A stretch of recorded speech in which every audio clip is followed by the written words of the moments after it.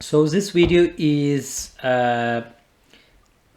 supposed to um, reveal how the explain how analytical hierarchy process works on a practical basis.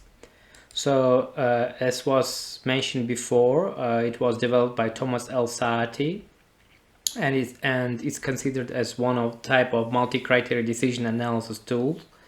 The input can be obtained from actual measurements such as price, weight, or from subjective opinions such as satisfaction, feelings, and preference. So AHP allows some small inconsistency in judgment because human being is not always consistent.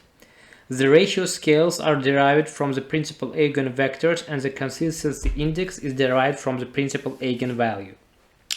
Don't worry if you don't understand all of these terminologies above, because the purpose of this tutorial is to explain that in a very simple way.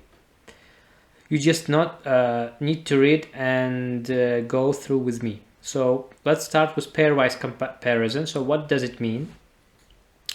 Now let me explain what paired comparison is. It is always easier to explain by an example. Suppose we have two fruits, apple and banana. I would like to ask you which fruit you like better than the other and how much you like it in comparison with the other. Let us make a relative scale to measure how much you like the fruit on the left compared to the fruit on the right, banana. So for instance, you're choosing between two fruits, and the scale ranged from 1 to 9, if you remember from the lecture about AHP.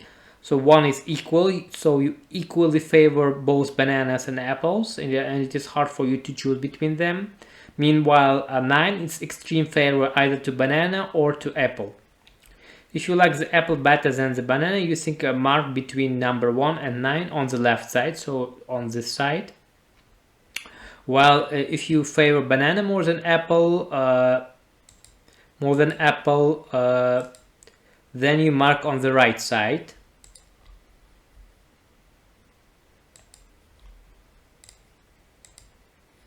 So for instance, I strongly favor banana to apple, then I give mark like this. So I prefer strong banana comparing to apple.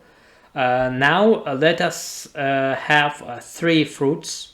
The pairwise comparison goes the following. So we have cherries, bananas, and apple, 3 fruits, and we have to find out which fruit we prefer the most comparing to the other 2. So in this case, we will have 3 comparisons. If we have only 2 options, we have only 1 comparison. It's called pairwise comparison. If we have 3 options, in this case 3 fruits, we have 3 comparisons, 3 pairwise comparisons. So you may observe that the number of comparisons is a combination of the number of things to be compared. Since we have 3 objects, apple, banana, and cherry, we have 3 comparisons. Table below shows the number of comparisons. So we can see here, so if 1 option, we don't have to compare. If 2 options, we have 1 comparison, pairwise comparison. If 3, then 3 pairwise comparisons, as you may see here. 4, 6 pairwise comparisons, 7, 21 already to pairwise comparison. So you can derive a number of pairwise comparisons in accordance to options you have using this formula. So you can see here, for instance, we have 10 options, number of things, let us roughly speaking. In this case, a total number of comparisons will be 10 multiplied 9, it will be 90, and divided into 2, it will be 45. So 45 pairwise comparisons when we have 10 options. So you see that the number of pairwise comparisons grows exponentially with the number of things. The scaling is not necessarily 1 to 9, but for qualitative data such as preference, ranking, and subjective opinions, it is suggested to use scale 1 to 9.